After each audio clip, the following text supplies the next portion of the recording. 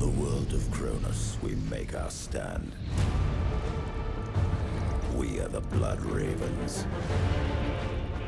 There is no victory to claim here. Only vengeance to enact. Whilst even one of us lives, we fight. E chi meglio del comandante Cyrus poteva introdurci nuovamente alla lotta perpetua contro gli Xeno? Finalmente, dopo decenni, l'imperatore deve aver ascoltato le preghiere di tutta la community, perché oltre la Definitive Edition, di cui ho parlato in questo video, è arrivato anche qualcos'altro. Ma sarà veramente la nuova alba di Warhammer 40.000 nel mondo videoludico?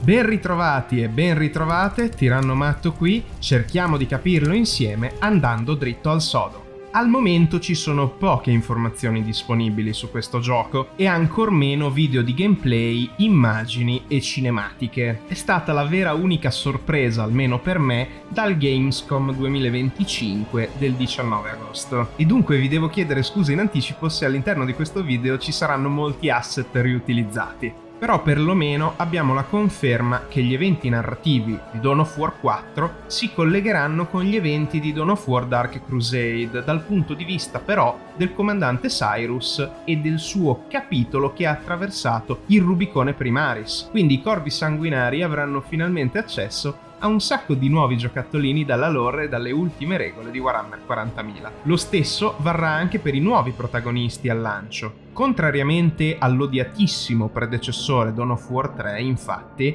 avremo ben 4 fazioni, oltre gli scontatissimi Space Marines, essendo sul pianeta Cronus saranno presenti gli abitanti, i Necron, oltre che l'Adeptus Mechanicus che sbarcherà per la prima volta nel franchise Dawn of War. Condito, come al solito, con i funghi, gli orchi.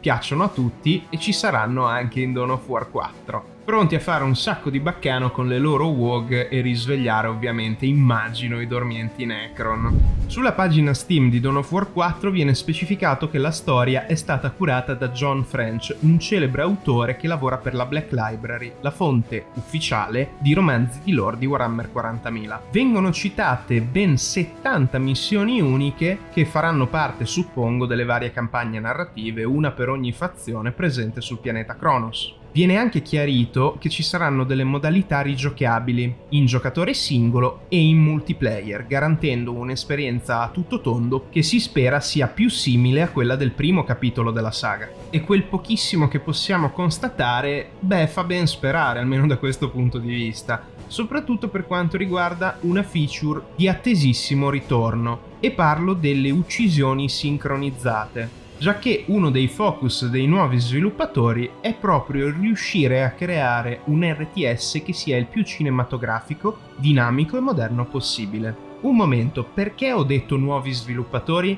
Avete sentito bene, non è più sviluppato dalla Relic. A questo punto viene facile da pensare che il loro canto del cigno sia stata proprio la Definitive Edition. I ragazzi canadesi sono stati sostituiti da uno studio tedesco, che ha già sviluppato tanti bei giochi, fra cui Iron Harvest, un altro RTS anacronistico, molto interessante e che vi consiglio di provare se siete amanti del genere. Parlo di King Art Games.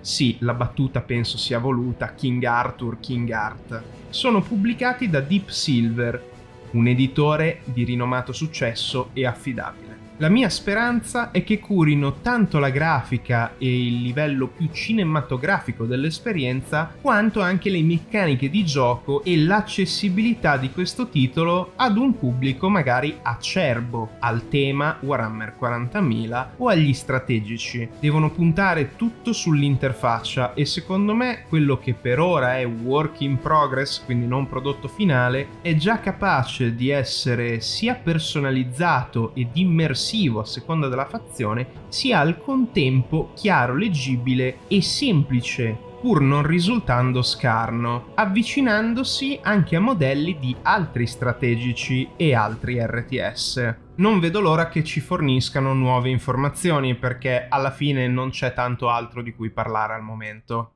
Momento di pensiero profondissimo. Ma se Dawn of War 3 è stato rilasciato con 3 fazioni e Dawn of War 4 viene rilasciato con 4 fazioni, vuol dire che i nostri discendenti Potranno un giorno giocare 40.000 fazioni?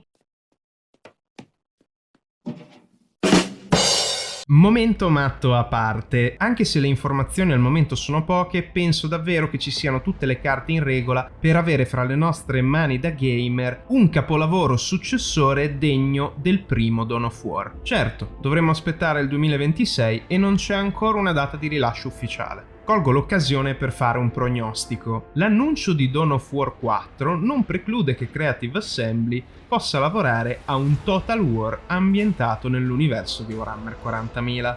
Sono sicuro che noi appassionati mangeremo benissimo nel 2026, perché a quanto pare la Games Workshop sta facendo cucinare degli ottimi cuochi. Sono curioso di sapere cosa ne pensate e colgo l'occasione anche per dirvi questo: mi piacerebbe molto portare in esclusiva dei contenuti di Dawn of War e di tanti altri titoli. Se volete supportare quello che faccio, quello che vi chiedo è di andare a controllare tutti gli altri video a tema Warhammer 40.000 in questo caso, così da farvi un'idea di come io lavoro e giudicare da voi se come canale merito di crescere o meno e continuare dunque ad occuparmi di videogiochi.